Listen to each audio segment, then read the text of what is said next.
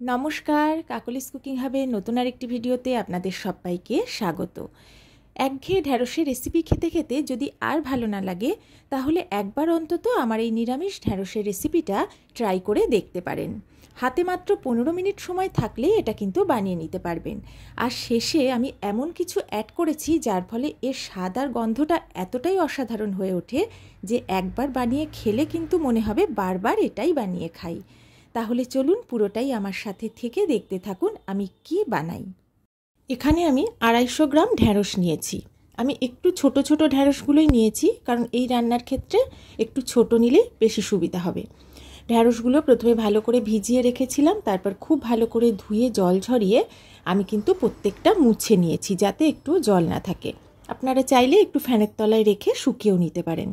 ঢ্যাঁড়স রান্নার আগে এভাবে জলটা একটু শুকিয়ে নিলে রান্নাটা করতে সুবিধা হবে, ভালোভাবে রান্নাটাও হবে। এবারে প্রত্যেকটা ঢ্যাঁড়সের আমি দুটো দিক এইভাবে কেটে বাদ দিয়ে মাঝখান থেকে লম্বা করে চিড়ে নিচ্ছি।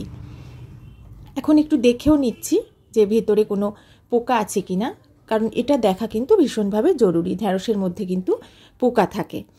এবার প্রত্যেকটা ঢ্যাঁড়সই আমি এইভাবে দুটো দিক কেটে লম্বা করে চিড়ে নেব। আমি কিন্তু ঢ্যাঁড়সগুলো এভাবে গোটাই রাখবো, গোটা রেখেই আজকে রান্নাটা করব।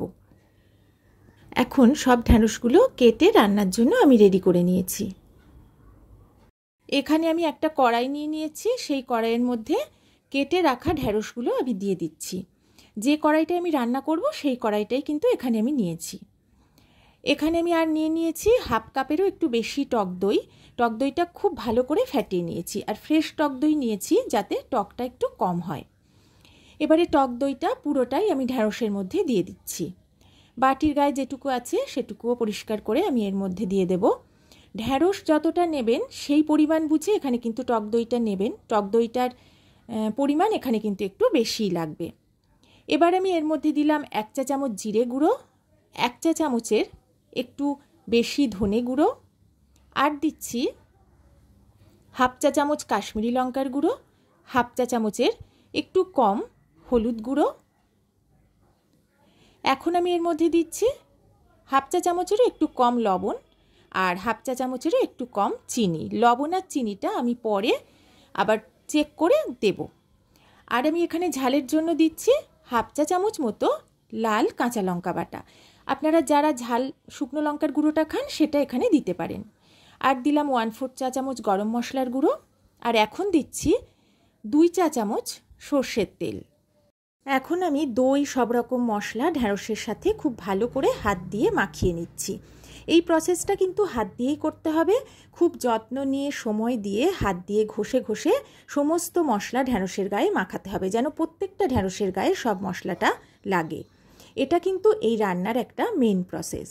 এই রেসিপিটা একদম ঝটপট বানানো হয়ে যায়, আর এর স্বাদ শুধু নয়, গন্ধটাও কিন্তু হয় অপূর্ব। আমার সাথে থেকে পুরোটা দেখলেই আপনারা বুঝতে পারবেন কত চটজলদি এই রেসিপিটা তৈরি হয়ে যাবে। এবার আমি গ্যাসের ফ্লেমটা অন করে দিয়ে কড়াটা গ্যাসে বসিয়ে দিলাম। এখন গ্যাসের ফ্লেম হাই করে দিয়েছি। হাই ফ্লেমে মিনিট খানেকের একটু বেশি সময় ধরে এটাকে মাঝে মাঝে নেড়ে চেড়ে কিছুক্ষণ ভেজে নেব। প্রথমেই কিন্তু গ্যাসের ফ্লেমটা লো করব না বা ঢাকা দেব না, তাহলে দইটা থেকে প্রথমেই জল ছেড়ে দেবে আর ভালোভাবে দইটা কিন্তু ভাজা হবে না, কাঁচা ভাবটা ভালোভাবে যাবে না। এইভাবে আমি মিনিট খানেক মাঝে মাঝে নেড়ে মাঝে মাঝে থেমে থেমে ভেজে নিলাম। মিনিট খানেক পরে আবারও একটু নেড়ে নিচ্ছি হাই ফ্লেমে। এখন একটু হাই ফ্লেমে নেড়ে নেওয়ার পরে গ্যাসের ফ্লেমটা লো করে দেব। গ্যাসের ফ্লেম লো করে ঢাকা দিয়ে আবারও মিনিট খানেক রাখবো। মিনিট খানেক পরে ঢাকাটা তুলে নিচ্ছি। দইটা কিন্তু বেশ ভাজা ভাজা হয়ে গেছে, দইটা থেকে দেখুন জলটাও ছাড়তে শুরু করেছে। এই অবস্থায় আমি এর মধ্যে দিয়ে দিচ্ছি খুব অল্প পরিমাণে একটু জল। কতটা জল দিচ্ছি সেটা একটু দেখতেই পাচ্ছেন। হাফ কাপ মতো জল আমি এতে দিলাম। এর বেশি জল এতে দেওয়ার কোনো দরকার নেই, কারণ রান্নাটা কিন্তু একদম গা মাখা হবে, একটু শুকনো শুকনোই হবে। এই জলটা দিয়ে খুব হালকা হাতে আমি এটা মিশিয়ে দিচ্ছি। এবারে গ্যাসের ফ্লেমটা আমি একদম লো করে দিয়ে ঢাকা দিয়ে প্রায় 10 মিনিট মতো রান্না করব, যাতে মশলা থেকে ভালোভাবে তেলটাও ছাড়ে, খুব সুন্দরভাবে কষা হয়ে যায় আর ঢ্যাঁড়সটাও খুব ভালোভাবে সেদ্ধ হয়ে যায়। তবে মাঝে মাঝে কিন্তু ঢাকা তুলে একটু নাড়তে হবে যাতে তলায় লেগে না যায়। ফাইনালি 10 মিনিট পরে আমি ঢাকাটা তুলে নিচ্ছি। মাঝে 3 বার আমি ঢাকা তুলে একটু নেড়ে দিয়েছিলাম। সুন্দরভাবে দইটা কষানো হয়ে গেছে, ওপর থেকে কিন্তু তেলটাও ছেড়ে দিয়েছে। আবারও আমি লো ফ্লেমে একটু নেড়ে মিশিয়ে নিচ্ছি। আর এটা নাড়াচাড়া করার সময় অবশ্যই সবসময় আমি হালকা হাতেই একটু নেড়ে নিচ্ছি। এদিকে ঢ্যাঁড়সটাও কিন্তু আমার সেদ্ধ হয়ে গেছে, একটু দেখে নিচ্ছি, বেশ ভালোভাবে নরম হয়ে গেছে। এই সময় আপনারা একটু ধনেপাতা কুচি দিয়ে দিতে পারেন।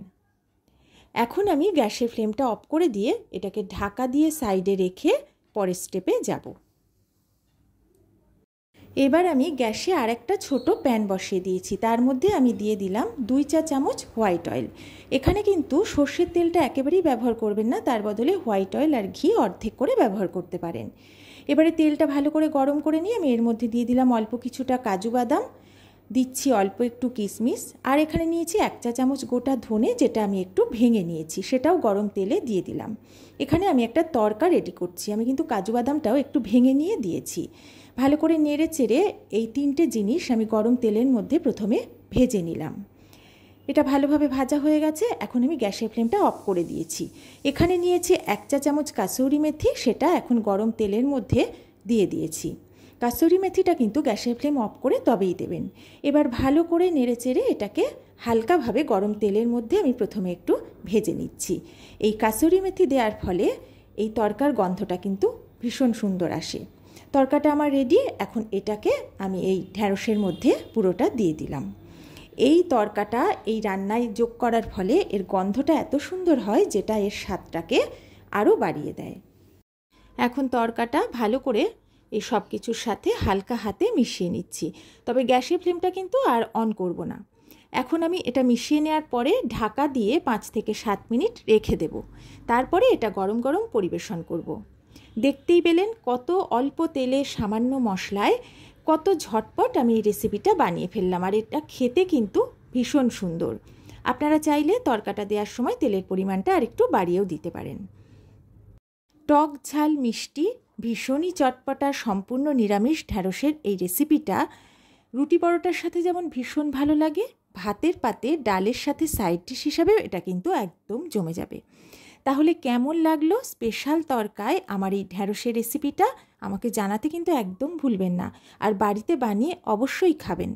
যদি আমার ভিডিওটা ভালো লাগে অবশ্যই ভিডিওতে একটা লাইক কমেন্ট করবেন, পারলে একটু শেয়ার করবেন। পুরনো বন্ধুদের অনেক অনেক ভালোবাসা। নতুন বন্ধুরা যদি আমার ভিডিও ভালো লাগে, যদি আমার ভিডিও আরও দেখতে চান, আমার চ্যানেলটা সাবস্ক্রাইব করে আমার পাশে থাকবেন। তাহলে আজকের মতো বিদায় নিচ্ছি। সবাই ভালো থাকবেন, সুস্থ থাকবেন।